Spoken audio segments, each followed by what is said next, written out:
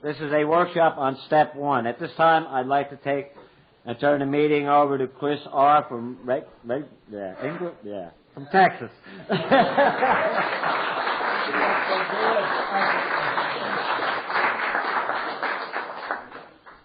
me get clipped up.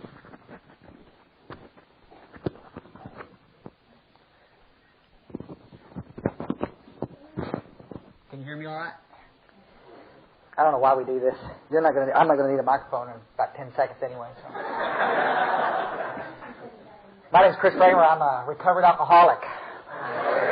How cool it is to be here, to get to see you guys. I know a lot of you in this room, and some of you I haven't met yet, but I'm sure I will. And those that bother to stay through this hour, I will get a chance to meet possibly. And you don't have to worry about going to the sanctuary after I finish talking, because most of these people will leave anyway. So I would think it's pretty funny how sensitive we are as alcoholics and addicts. You know, we have a tendency to come into these rooms, and you know, I laugh about. I work at a treatment center in a hospital in Texas, and you know, as long as I'm agreeing with what the patient's saying, they think Chris Kramer's that Chris Kramer. He's the only person that really understands, you know. And then I hold him accountable. You know, it's like, buddy, you're acting like an idiot. You need to stop doing what you're doing. You know, and then all of a sudden it's like, who does he think he is telling me what to do? You know, it's like, as long as I'm validating your BS, we're in good shape. And then the minute I start saying something that differs from your experience, then we ain't buddies anymore. It makes sense? We're out here smoking cigarettes. Chris, you're the best. And then I get up here and talk about you pissing and moaning in meetings, and it offends you, and so now we're not going to smoke together anymore. You know, you're over there by yourself, and you can't talk to me that way. You know, so I got to tell you guys, I'm going to do this little workshop about first step stuff, because this is a kind of a little thing that kind of, it saved my life. I like Desmond earlier, I'm a chronic relapser, only that it took him a year in and out. It took me 7 years in and out to get this. And some of the stuff I'm going to talk about, it sounds a little controversial, you know, but I got to tell you, folks, it wasn't because I didn't want it. You see, I'm in and out 7 years because in the area that I got sobered up in, we didn't talk about the big book and we didn't talk about God. This was in the height of the treatment center industry in the 80s, and we were talking a lot about inner child and mommy and daddy, and we were talking about everything under the sun except how to get well, how to recover from alcoholism. So, folks, if my experience, I'm going to talk tonight at 4 o'clock. You know, we get to do a little talk at the end. You're going to hear more of my story. But, guys, I got to say this. Bless your hearts. If my experience doesn't coincide with your experience, and you can't relate to what I'm talking about, don't take it personal. Because I'm going to tell you something. I travel about 40 weekends out of the year.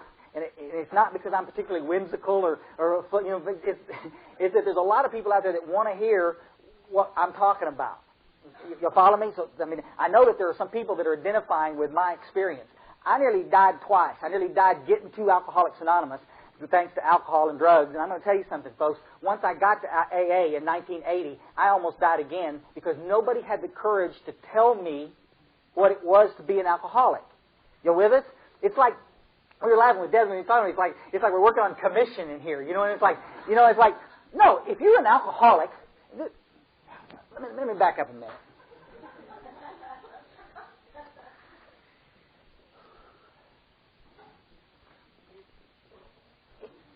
Here's the... I don't know how to say it. I'm trying not to cuss today, too, so this is going to be an interesting experiment here. I'll probably fail miserably at that one, but here's what's so weird about this business. Is like, when you talk to somebody about what it is to be an alcoholic, it's not that... during the process of this little hour tirade, we're going to talk about this. It's not that you might find out that you are an alcoholic. It's that I'm asking you guys to come in here with a clean mind and accept the proposition that maybe you're not an alcoholic.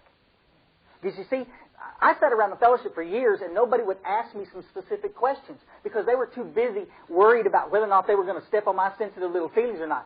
The cat was here, and so they assumed I was going to stay here. But I wasn't going to stay here because there was always this thought in the back of my mind that, you know, my case is just a little bit different. And you come in and you share your crappy little war stories with me, and I couldn't relate because I hadn't done some of the stuff you've been doing. You follow me? And so I said, well, I thought I was an alcoholic, but I've never had a DWI, so maybe I'm not an alcoholic. You know, I thought I was an alcoholic, but I never got beat up in a bar fight before. You follow me? All that stuff eventually happened to me, I need to tell you. But at the time, I couldn't relate. So, I mean, I spent a lot of years out there in and out that I didn't need. Nobody ever in the group, guys, please, in the group that I went to, the groups that I went to, nobody ever slowed down long enough and says, Chris, let's find out once and for all if you even need to be here. You see, guys, alcoholism is fatal, one, and it's progressive. And you either got it or you don't. You can't be a little bit alcoholic. No, because see, now here's the difference. Here's the first controversial thing I'll say from the podium. Well, maybe not the first. Here's the first. There's a difference between alcohol abuse and alcoholism. Can y'all get down with that? And we got a lot of hard drinkers. I'll tell you right now, we got a lot of hard drinkers in AA today. And they can't relate to alcoholism. But because they're alcohol abusers and they were given sufficient reason to stop, they stopped. Now they're sitting in meetings, they're talking trash, they're get all the little one-liners. You know, they sound like alcoholics, they look like alcoholics. You with me? But they're not alcoholics. Their lives doesn't depend on carrying the message to a newcomer. Their lives doesn't depend on working the 12 steps. You with me?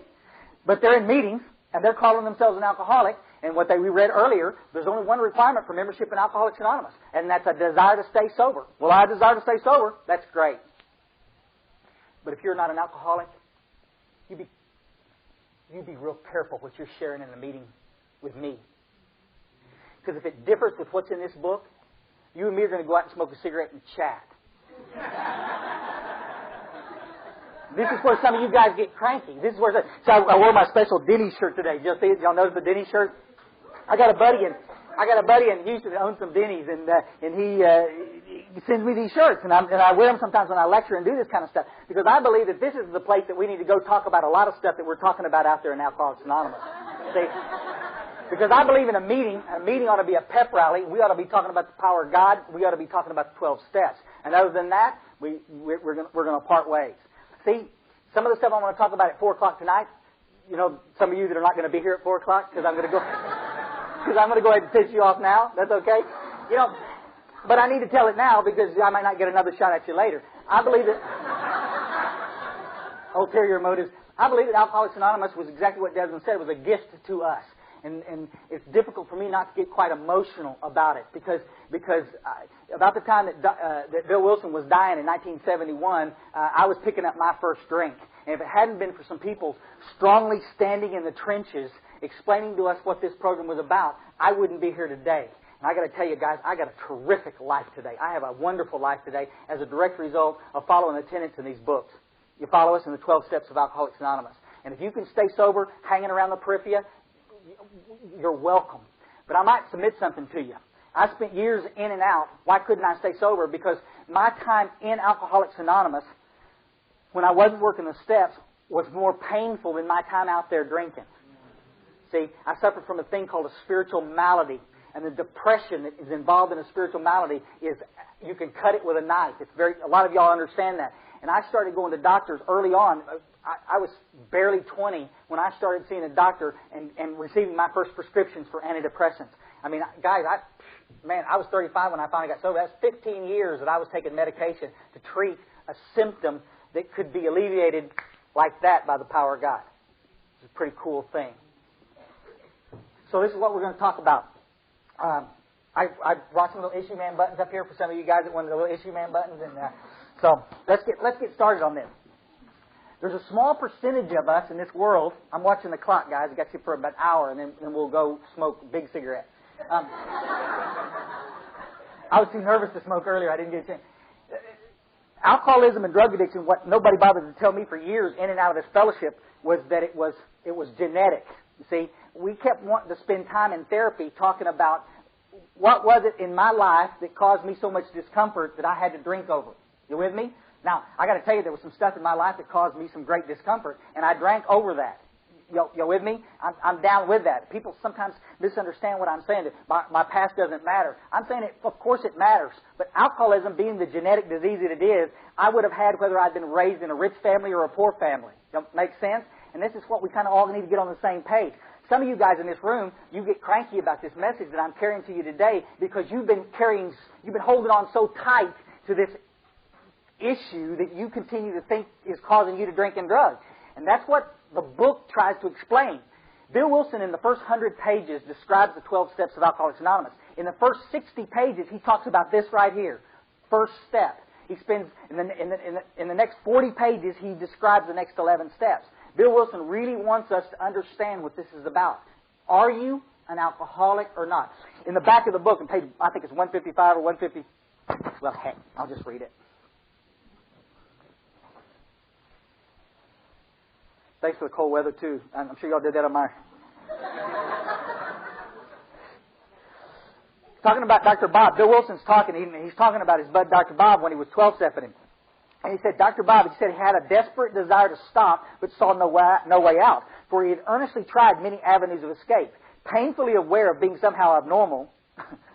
Duh. Okay. The man did not fully realize what it meant to be alcoholic. And see, that's the problem that we have in this room right now. We've got some people in this room right now that are calling themselves alcoholic, but if you stop them and you get them away from everybody and say, hey, buddy, you keep calling yourself an alcoholic, would you mind telling me what that means to be an alcoholic? And you're going to get some uncomfortable silences. Well, I drink too much. No, it's got nothing to do with the quantity that you drink. And if you can't know it in your heart what it is, one, you won't stay in these rooms because the steps will push you out. Work at them are so uncomfortable you won't do them. And two, you won't be able to translate the message to the newcomer who desperately needs to hear what's wrong with him. See, I spent years in therapy, 15 years in and out of therapy couches, on having them tell me why I drank and drugged. Blaming everybody under the sun why I drank and drugged. And I'm going to tell you something, folks, that's absolute garbage. Absolute garbage. Absolute garbage. It's genetic, folks. We've known it medically for years.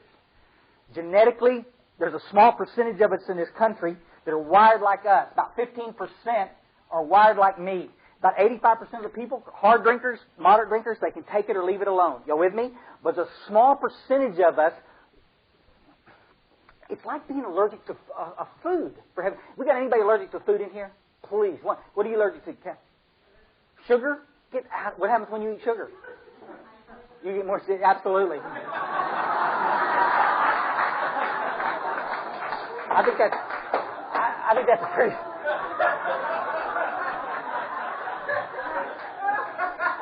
But it's the truth. And y'all read Dr. Atkins' book, the protein. He talks about addiction to carbohydrates and the allergic reaction to carbohydrates. Some of us can open a bag of potato chips and eat a couple of potato chips, and some of us open a bag of potato chips and it stays open. Because Patty and I'll sit there and tell each other, are you really going to open that tonight? Yeah? Okay. Go ahead and open it, but it's going to be gone before we go to bed because we're going to sit there and eat that crap. Our bodies react differently to carbohydrates. Some of you react differently to seafood. You eat shellfish. We all have these reactions, but nobody wants to sit there asking somebody that's allergic to shrimp. Nobody wants to jam them afterwards and says, hey, buddy, do you have a tough time with your mother? Is that why you can't eat shrimp?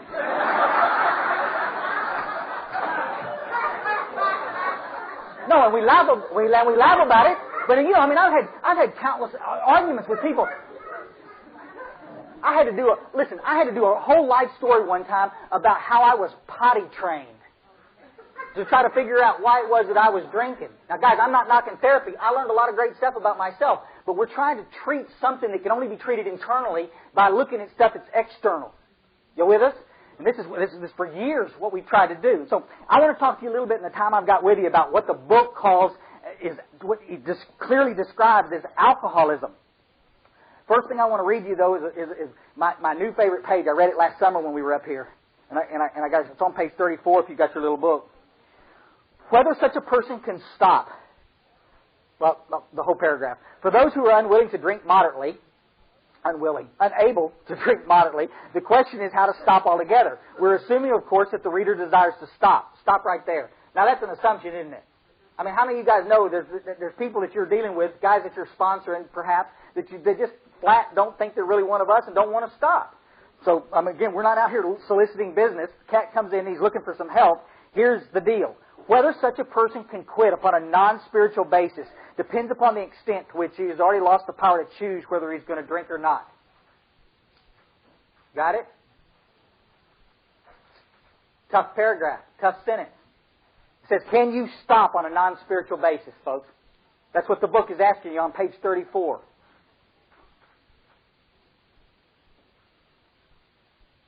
And I'm going to say this and then we'll move on past it. If the book's questioning whether or not I can get sober on a non-spiritual basis, because I didn't misread that, folks. It says once the psychic change has taken place in Chris Raymer, he can go out there and kick butt and take names and have the power to absolutely stay away from alcohol and drugs. Oh, and by the way, have the power to deal with all of his other problems. And it doesn't say anything in there. Once he works through every stupid little...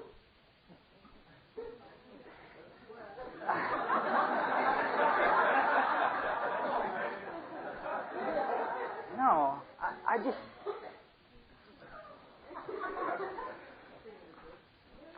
How many of us in this room have spent... I mean, there's not one of us in here that haven't gone to an AA meeting and dumped. Everybody does it. I've done it. Everybody in this room's done it. I'm just having a shitty day and I just need to talk about it. You know.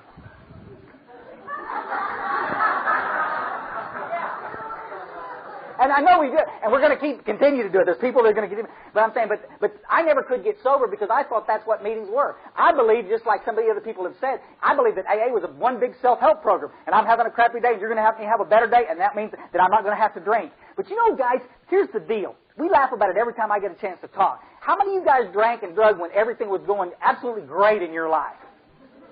How many of you drank and drugged when everything was going absolutely crappy in your life? Now, what are we going to do about this, guys? Same hands were up. We're all drinking and drugging. It's like, did you drink when it was rainy outside? We're in trouble today, aren't we? I mean, I don't know what to tell you. Rainy and cold. And we drank when it was sunny. And we drank when I had a great girlfriend. We drank when we were, when I was dating Satan's sister. You know the old deal. And it's like... And everybody says, well, I don't know what to say about that. I don't know what to say about it. You know what? Why you don't have it? Because it doesn't make any difference. And we talk about it endlessly. We want to talk about this idea. We do it in treatment centers forever. We foster this idea, this absolutely ridiculous idea, that if we can make your life okay and work you through all these little crappy problems, that you can come out the other side and never have to drink again. And that is, I'm telling you something, folks, that is absolutely disrespectful to do to an alcoholic and an addict. If you're a hard drinker, you're going to be lifted up by that. I guarantee you. I was in a bad relationship, and now we worked through it in some good therapy, and I'm out of that relationship, and I don't have to drink anymore. Hallelujah. Good for you. Have a nice life. Go away.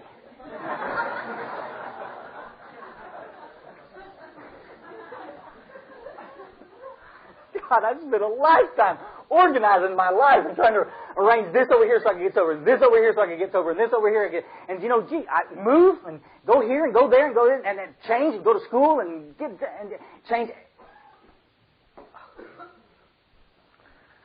And for 18 years I drank and drugged. For 18 years, I could not stop. I need to tell you, folks, I talk at a lot of different fellowships, and so if I say drink and drug, I know where I'm at. I'm in Alcoholics Anonymous. My nemesis was beer. Not cocaine, not drug, beer. I could not stop drinking beer. Dig? But I tried everything under the sun. Cocaine was my big experiment. I said, I finally found something. I don't have to drink anymore. And it was a bad move on my part. I should have thought this one through a little bit more. Boy, I did it. But all of y'all have done it. You've got combinations of stuff that you could do. We got the pills. Now we got the alcohol and the pills. And no. All right. This is what an alcoholic looks like, folks. And some of you guys are going to really be able to relate to this. And I'm going to tell you right now, before I get started, some of you guys in this room, when I do this little exercise, you're going to say, I don't relate to what he's saying. I've done you a great service. All I'm asking you to do is look at your truth based on your experience. There's nothing tougher for me to do than to sit in the fellowship that saved my life and watch some of you suffer so greatly in this fellowship. And why are you suffering? Maybe you're in the wrong room. Maybe you don't need to be here.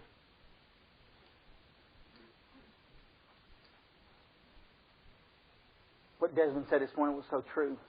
We need so many of you in the trenches with us in this spiritual program of action, helping other alcoholics get well. And if you can't relate, you can't help anybody get well. Make sense? Because you're going to be talking about something that you know nothing about. See, there's a difference between knowledge and experience. And that's all I'm trying to get you guys to see this morning. What is your experience around this thing we call alcohol? What is your experience around? Screw your war stories. We got one great place for war stories. That's from the podium and in a 12-step call. And we're doing neither here. You'll follow us? Your war stories or some of your war stories are your worst enemy. It's the noose around your neck. I hear people in AA all the time, right? They want to say, well, that's all we have is our war story. If that's all I've got, shame on me. Yeah, I've got a war story. I know exactly what led me up to here. You know, the miracle happened 15 years ago when I took my last drink. And I had some people that showed me how to get connected with God. And I got 15 years of sobriety that I would like to share with a newcomer. The good stuff. Getting my credit back. Getting a relationship that I want. Being in a nice house. Being able to support. There's some great stuff happening out there, guys, in this thing called life that I wanted to avoid so terribly for 18, 19 years of drinking and drugging. Y'all follow us? War Stories of Peace. Page 17, it says, our common problem is one element in the cement that binds us. But that can't hold us together as we're now joined. Guys, why am I so friends with you? I emailed dozens of y'all in this room. We stay connected. I've known you for years. Why do we stay connected? Because I ate out of dumpsters in Houston, Texas? No. We stay connected because your life is on fire and it's fascinating to watch. We help each other stay on the path. So that's all I'm trying to get you guys to do. What's the truth based on your experience? Yeah? Have a lot of people in the industry that I work in, the treatment center industry, we got a lot of people out there talking about stuff that they got no experience with. They're not alcoholic and addict. They've got a lot of education, but they're not one of us. You follow me? And they're going to tell me what it's like to be an alcoholic. Excuse me? You know, I think we'd probably have a lot less problem in our fellowship today if we had people that would just talk about what they know about. You know what I'm saying? Instead of what you think you know about. You see, we got way too many people in AA today sharing their opinions and not near enough people sharing their truth. There's a difference. We were laughing with Patty the other day. We were talking. I finally admitted from the podium. You know, through the 80s, I actually subscribed to. I'm almost afraid to tell you this. I subscribed to Cosmopolitan. I couldn't buy it off the magazine rack because I'd rather buy the dirtiest magazine out there, you know, and at least look like I knew it. But I'm subscribing to Cosmopolitan because I want to know what's this woman thing. You know, what is it? We're going through the 80s and trying to be a sensitive kind of guy, you know. And if you learn more about women, then maybe.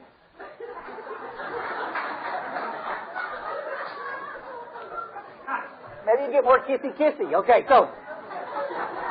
And I need to tell you, I failed miserably at that experiment too, you know. But I mean, just because I know a lot about women, it doesn't mean that I know what it is to be a woman. Can y'all get down with that? I mean, it's like, ladies, you think you know about guys? You'll never know what it is because you've had no experience being a guy. Isn't that right? I hear the guys out here, you know, just, oh, I feel you, talking to a black man that's been discriminated against all his life. He says, oh, I can feel your pain, man. Your white guy said, you don't feel shit. You know. You will never know what that man has gone through because you've never been there. Y'all with me? That's exactly what we're talking about here. Some of you in this room, you've been given such a tremendous gift. Is it a death sentence? Yes. But it's such a gift because you know and understand this. You can relay this message to the newcomer and help them get connected. Thank God for that. But if you don't understand this, you can't share it with anybody. I hope you got that one. Okay? Here's what it is to be an alcoholic. Let's see. There's 3 little areas we're going to talk about. We won't spend long on any one of them because it's just not all that complicated. This is not rocket science. Body, mind, and spirit is what the book talks about as it describes as alcoholism. It's also the same as drug addiction in the purest sense of the word. Here's what it is. Now, you either can relate. I do family lectures with families and members of alcoholics and addicts, and they come in, and some of the people in the room can relate, some of the people can't relate. So here's if you've got these symptoms, though, I think you can relate and you can understand what I'm talking about. Physical allergy, first piece. Y'all get your money. Let's pay for my plane fare. Physical allergy. When I put alcohol, the doctor's opinion in the front of the book, it talks about it. When I put alcohol in my body, something happens different in me that happens in ordinary people. Y'all with us? You put alcohol in your body, something happens different. Family members, they drive them crazy because they believe that alcohol in you, it should be the same as alcohol in me. And they don't understand that there's a physical thing that separates me from other people. See? I can eat shellfish. Some of you in here can't eat shellfish. That doesn't mean that we're weird in any other way. It just means that genetically I can't tolerate the shellfish. Make sense? Same stuff right here. Physical allergy. When I put alcohol or drugs in my body, what takes place? What happens? I begin to lose control once I put it in my body. Y'all got it? Let me put it another way. Did you ever drink more than you intended?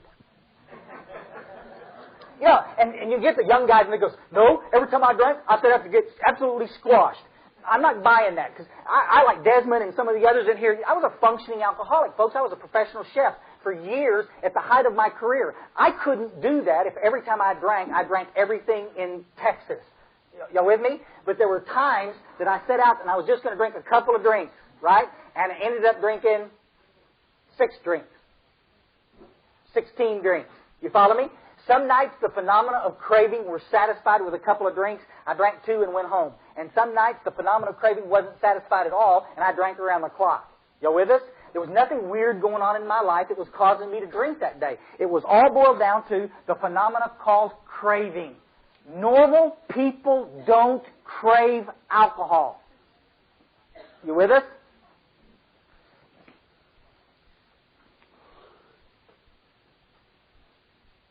Do we have anybody normal in here? Any family member in here by any chance? This would be a hoot if we had one.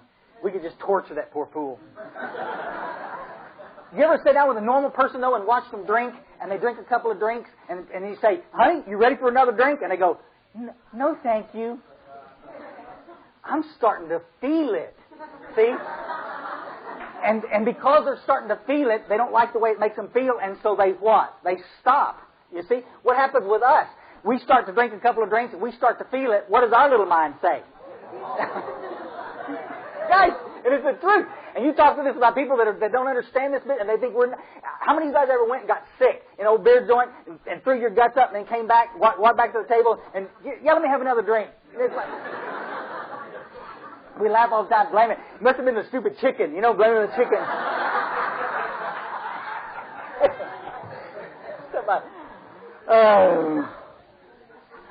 What happened? What happened? See, here's a little target. Here's what happens when we first start drinking. When I started drinking, I bet you Desmond's story is the same as mine in this regard. Patty, any of us in here that we know, Mike, we started drinking, and the stuff started affecting the way we felt. And I'm telling you, every time I drank, it did something pretty magical for me. It made me feel better. And I'm hitting this target. Now, guys, you can hit this target for about 1 million times. But what happens that one time that you ended up drinking a little bit too much, and you missed the target altogether? You'll follow us? Guys, this is a happy, happy place right here in that center of that target. We call that Mr. Happy Place. I know.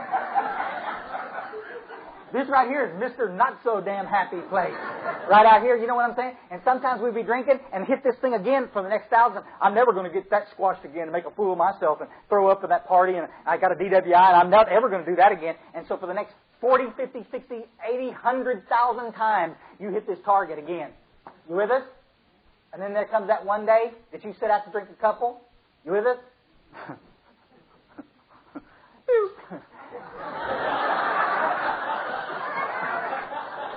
You're like, holy shit. This has never seen Mr. Happy Spot over here. This is out of the car, boy. You're under arrest. This is waking up someplace without half your clothes on. This is not a happy thing to do. This is the kind of stuff you don't want to talk to anybody about. What happened? Okay. Y'all understand that? Just a newsflash. This doesn't happen to normal drinkers ever. Ever. It doesn't happen. Just us. There's a genetic reason, a physical reason we don't have time to go into. But our bodies don't metabolize the alcohol like other people. And the phenomenon of craving kicks in, and we can't control. The book says at certain times, guys, you've got to get past this one piece and we'll move on. There are times that I can control it. At least it appears that I'm controlling it. I'm not getting drunk every time I drink. I'm not making an ass of myself every time. I'm not ending up over here every time I drink. The question is, the book asks you, did it ever happen? Well, yeah. But you're it. You've got the physical piece, the physical allergy. Now that doesn't make you an alcoholic. That just means that you're wired weird. Dig? No. It brings us to the second piece. This is the piece that I'm famous for right here. And this will make some of you uncomfortable, and I apologize going in the door. Because this, oh, geez. On page 20 and 21, it starts talking about it now, and then it goes on over for the next 2 or 3 pages. On 23, it says, the main problem is if all we had to contend with was the physical allergy, then just don't drink. I mean, it's like, thank you, Nancy Reagan, for sharing your wisdom with us.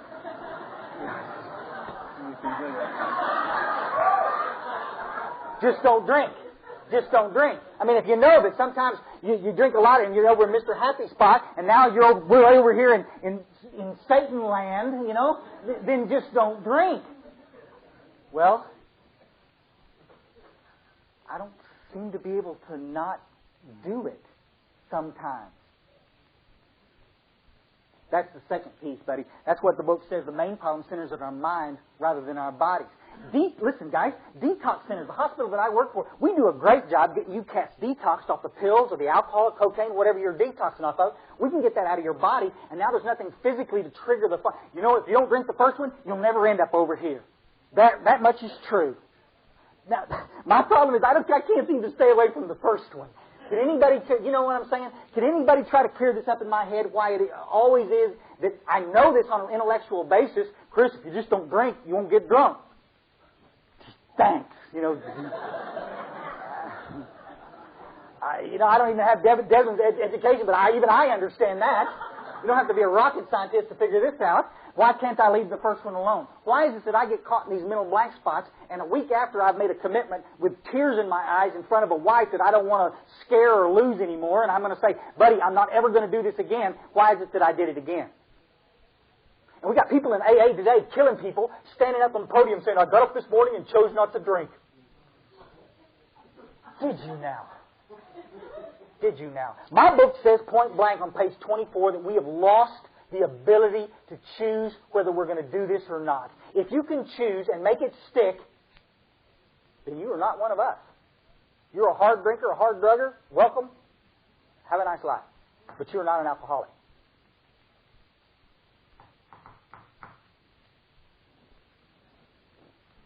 Got colder in here all of a sudden, didn't it? Here.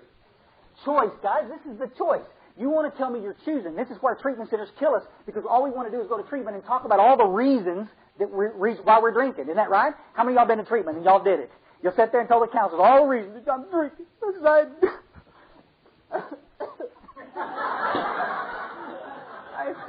I had such a tough life, and this happened, and this happened. You want to give me all the reasons. This is why. Here, what do I have here? We couldn't do this without putting a little buckaroo up here. Here's a little issue man. Issue man. We're famous for these little guys. I was just back in Iceland a couple of weeks ago, and they got 400 people at this lake. They're all wearing little issue man buttons. You know, and it's pretty cool. Little Iceland issue man. This is the coolest. Here's why we drink and drug, and this is what everybody wanted to talk about. Chris, you're drinking and drugging because of all this external stuff, and that's what we talk about endlessly. That's why it drives me crazy when you come into the meetings instead of going to Denny's where you're supposed to be talking about that crap, and waste my time in recovery talking about everything under the sun out here except what we're supposed to be talking about, which is what's going on inside. Make sense? Guys, we've got to get straight. If you're drinking because of something external, then you're not one of us. If that's the only reason you're drinking, change your circumstances. See, I'm going to come back to this. Let's go to this third piece, the spiritual malady piece. This internal condition is what the big book says the reason that I drink and drug. And it describes it in the doctor's opinion in several places. On page 52, it talks specifically about it. An internal condition that's causing me to drink. Let me tell you what the spiritual malady looks like. And you guys see if you can identify with this. Book says it.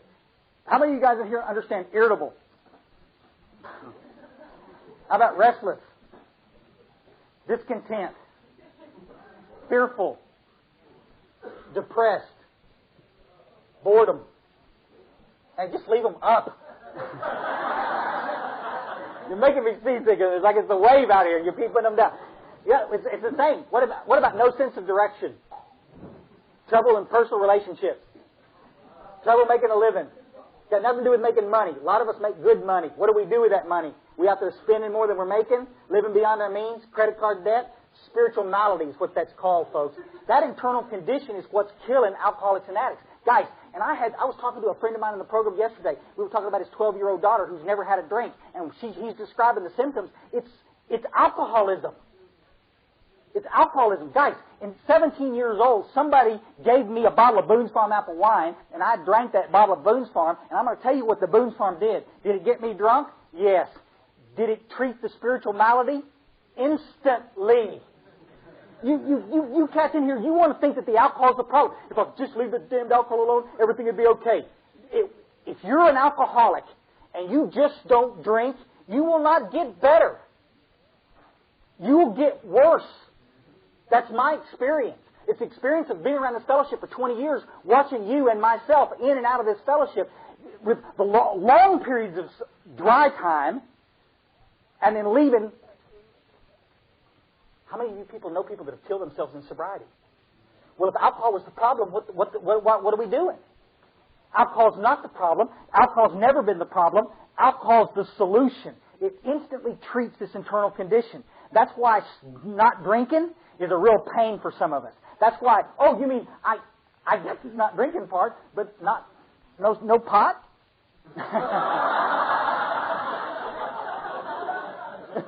You with it?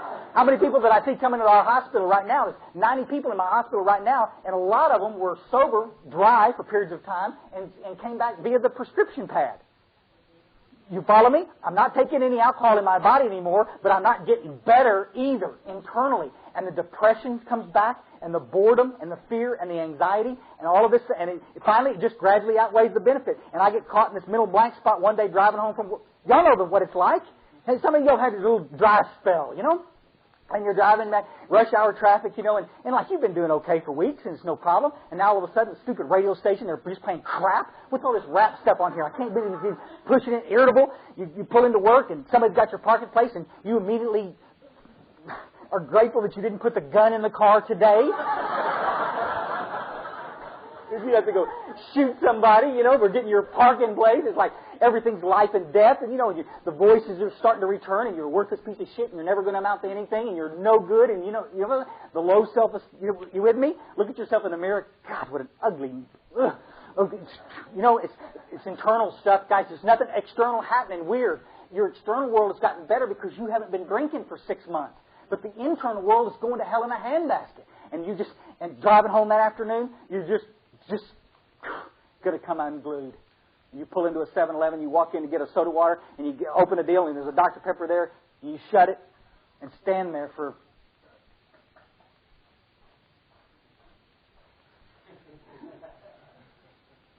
one beer. Sober 6 months, one stinking beer. Grab the beer out. Put it back. Grab the tall boy. I mean, if I'm going to make it one, I might as well make it a big one, you know? We were downtown in New York yesterday, and on the street, there's all the trash and stuff laying there on the street, and they had those Heinekens, like big, they didn't have those when I was out there drinking, you know, these big, they have both hands that carry the best, you know, that's my kind of drink, you know, if you're going to have a beer. I just had a beer. It was a gallon, but it was just a beer. Come on, guys. And you sit there and you get back in the car and you open that beer bottle and you gunk, and you pour some of that down your throat and immediately, oh, listen to that song. I haven't heard that song in 20 years. You know, it's like, oh, that's the, back out, somebody's in your way. Go ahead. I'm in no hurry. You with me? Because the internal condition's starting to feel better now, and instantly the beer's fixed you. But the problem is you got this little pesky thing called the physical allergy we talked about at the beginning, and it kicks in, and now you're off to the stupid races again. You with me? And now, maybe today, maybe tomorrow, maybe next week, the phenomenal craving kicks in big time, and you're squashed. You follow us? But what got us drunk? Treatment centers kill us for years by telling us that what we have to do is stay away from slippery places and slippery things. And we laughed about it at the first of the meeting. Guys, that's crap. That's crap. Listen. There's not a day goes by I don't have somebody, a family member, call me on the telephone. Chris, I want you to talk to Johnny. What's he doing? He's listening to that damn Metallica again. So, come on, hon, I'm busy. What do you want me to do here? Well, I want you to tell them to stop listening to that music. Why? You believe that the music is what got him loaded? All right, Johnny, put him on the phone. Johnny, take all that Metallica, box it up, and send it to me. I'll destroy it for you. Come on, guys. What are we going to do? How many of you guys drank when you listened to rock and roll? Yeah. How many of you drank and drank when you listened to Patsy Cline? Dave Sanborn. Oh, just don't listen to music altogether. How many when you was alone by yourself in that little apartment? How many with a woman? You know where we're going with this, don't you? Forget it. Forget it. That's what we've done in this fellowship. We've tried to point fingers and blame everybody under the sun while we got drunk. And the truth is this, point blank. I got drunk because I didn't do the things necessary to recover from alcoholism and drug addiction. Bill Wilson, when he wrote the big book, guys, 24 places in the first 164, it says that you can recover from alcoholism. Never says we'll always be recovering. That is absolute crap. That is treatment center crap. It's what kills alcoholics. We'll always be recovering. That means we're always going to be sick. I'm always going to have alcoholism, folks. But guys, 15 years ago, the desire to drink and drug left me. As a result of me getting off my dead butt and finishing this work, finally, working the steps, the desire to use is left. What kind of a crappy program is this? If all I can offer you is that you can stay sober when things are going perfect. When things are going great, you can stay sober. But what about that little line, that little pesky line in the book where it talks about Fred the businessman? Is the line, y'all know the one? It was the end of a perfect day. Not a cloud on the horizon. And what does Fred do in the next paragraph? He gets squashed. Thought crosses his mind, he could have a drink, and he goes takes a drink. Y'all with me? Y'all understand? You absolutely cannot expect to stay sober if you believe that your drinking and drug has got something to do with this external world. If there's anything left to drink over, folks, you're going to drink over anything. The desire to drink has either been lifted from you or it hasn't. We're downtown New York. They're smoking crack out in the parking lot. They're drinking in the bars. We're surrounded by the stuff. It's everywhere we go. What a terrific place y'all live in. No, it's the best. I mean, what a wonderful place. As a recovered alcoholic, I don't have to worry about what's happening out here so I can stay sober in here. I just have to keep my little nose buried in the book and helping somebody else and watching that door for the newcomer to come in so I can go get some fresh blood to work with. Y'all understand that? That's what this is about. Y'all read it today. It's called Carry the Message Group. How cool is that? I'm going to submit something to you. Some of you guys are spoiled because you sit in this meeting and you surround yourself with people that are big book thumpers and understand the necessity to work with others. But I'm going to tell you, there's a fellowship out there right now that they don't do that. There's a lot of people out there not working with others because they're too busy talking about their crappy day. Y'all with me? You sound like I get a little irritated with it? I am. I've had it to hear with it. Absolutely drives me crazy. And everybody thinks it's our God-given right to do it. It's our God-given right to do this. To make a conscious choice whether I want to seek the power of God or not. I want to seek God. That's a second step consideration, isn't it, little brother? Second step consideration. Either God's everything or He's nothing at all. What's it going to be? He's everything. Good. Do you really mean that? If you really mean that, in the third step prayer when we said we're going to remove our difficulty so victory over the difficulty can bear witness to God's power, do we believe that? Then why is it that you spend all your time coming into meetings instead of looking for a newcomer to work with and sharing some hope? All you want to do is come in and use it as junior therapy session. Why is it that we continue to have our big book of Alcoholics Anonymous show up in indexes under self-help? Guys, if I could help myself, I'd have done it a long time before I did. Can y'all get down with that? I am powerless over alcohol. And the stuff will kill me if I don't get some intervention. If sanity doesn't return and place me in a situation, a position of neutrality, I'm going to drink again. And it's just that simple. Why is that so controversial? Because that's the message that Bill Wilson tells us to share. Bill Wilson says, as Bill sees it in the little book, As Bill Sees It, in a letter from 1946, he says, our chief responsibility to the newcomer is an adequate presentation of the program. And I'm going to tell you something, folks. For years in AA, I didn't get an adequate presentation of the program. What I got was a lot of people pinching me on the cheek, telling me to keep coming back, telling me it was going to be okay. Telling me that meeting makers make it. And I'm going to tell you something, folks. Meeting makers don't make it. Meeting makers make it if they eventually work the steps. But if they're real alcoholic, they will eventually get so sick and tired of sitting in these meetings listening to the crap that they will leave. Their internal world will get so noisy that they can't sit in these rooms, and they will go out in their car and they will open a can of beer and they will put an end to the pain that's going on in their life. Make sense? It's a pretty simple message. Quite controversial.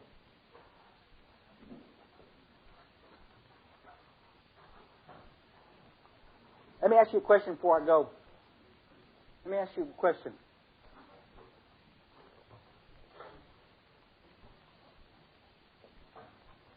What's our primary purpose?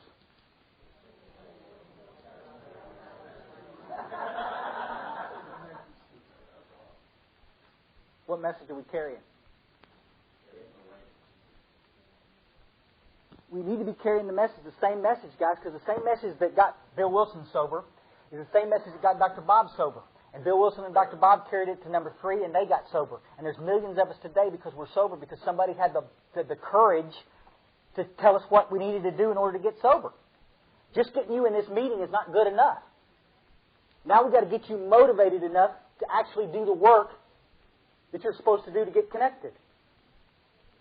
We got so politically correct in the 70s and 80s, nobody wanted to talk about it. I've sat in meetings and listened to people say, Chris, you talk too much about God. You're scaring the newcomer away. Shame on us as a fellowship for going there. Shame on us. Thank you, God, for keeping me sober for 15 years. But I see a newcomer coming in the door, but I'm not going to tell him about you. That's pretty tragic. First step stuff is this. You have a physical allergy. This is what we need to be doing. When a newcomer comes into our fellowship, we need to qualify him. About the time he gets here and he stops shaking a little bit, go with us, he's got a little coffee right there, we need to start qualifying him to find out if he's in the right room. Is he a drug addict? Do we need to help him get to his Cocaine Anonymous or Sister Fellowship's Narcotics Anonymous? Can we help them get connected someplace that they need to be? Are they suffering from some stuff, the psychological stuff, that they need some good, strong medical attention? Y'all with us? Do they need some good therapy? Can we help them with that? We can't do that if all we do is just tell them to keep coming back and avoid them. We've got to sit down with a cup of coffee and talk to the cat. Figure out what's going on with him. That's what our book tells us to do. Find out as much as you can about him. We sit in meetings that says, you don't have anything to share for the first 6 months you're here. Excuse me? Show me in the book where it says that's crap. It doesn't say that. It says, let's get the guy to talk. Let's find out what he needs to do. And then we're going to get with him. We're going to try, again, qualify him. We're going to ask him some questions. Find out if he's a real alcoholic or not, about the physical allergy. Hey, buddy, what happens when you drink? Do you lose control sometimes and drink more than you intended? Yeah. Given sufficient reason. You just lost a job. You woke up sick. You scared the daylights out of the kids, whatever. Can you stop and stay stopped? Have you been able to quit for good on your own power? No. Well, buddy, guess what? You're suffering from a disease that we can guarantee you recovery from. How cool is that? All you got to do is finish this work. And you know what else is cool? I know how to show you how to finish it. And there's people in this room that can show you how to finish it. And we're going to work you through these steps rapidly. We're not going to let you sit on your butt for 6 months until you get comfortable. We're going to work you through the steps right now. Today, we're going to get started.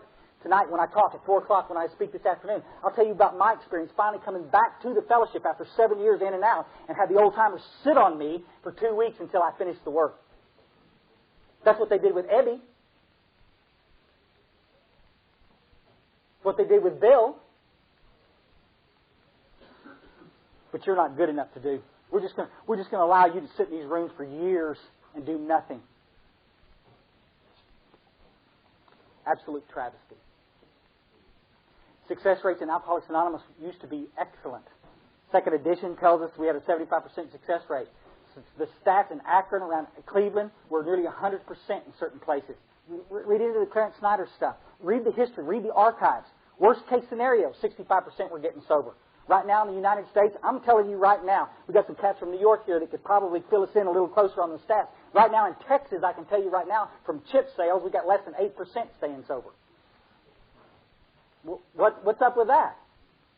It took us 67 years to take a beautiful message like this and trash it. Why did we do that? Why did we trash it? Because this message right here, you know how much this message costs? Nothing. Nothing. You know how much it costs to come to most treatment centers in the country right now? Let's don't even go there. Okay. I'm not knocking treatment centers. I work for one again. I think it's the absolute best. I'm telling you where all water's down to, though. If we take them through the treatment and we don't explain this to them, they're not staying sober. We've watched it for years. In and out, and in and out, and in and out, and in and out. Make sense? This is the coolest. If you understand the physical allergy, the mental obsession, and the spiritual malady, and you can understand and show them in the book where this is at, there's no reason why after the first couple of weeks you're sober, you couldn't start carrying this message to the newcomer that's still hurting out there and helping them. Because it's by giving away, by carrying the message like we read earlier in this book, that we're going to stay sober. It's by giving it back that we get to stay sober. And I sure hope that we got more of you in the trenches with us. I'm preaching to the choir. Most of you in this room are nodding your head. Some of you are grinding your teeth. You know, guys, I don't know what to tell you. I love you. But you know, if you think for a second that I'm going to sit around on my butt and watch you kill people in this fellowship by sharing your opinion, you're wrong. You're wrong. You have every right to stand up and say what you need to say in a meeting. Just like I have every right to stand up and carry what's in this book. This is the program of Alcoholics Anonymous. The program is the 12 steps. If you're not working the 12 steps, you're in the fellowship, you're welcome, but you're not in the program, and this is where we get well, is in the program. If you've got a sponsor that's telling you to take your time to work the steps, come see me after the meeting. I know some people in this room that understand what that means.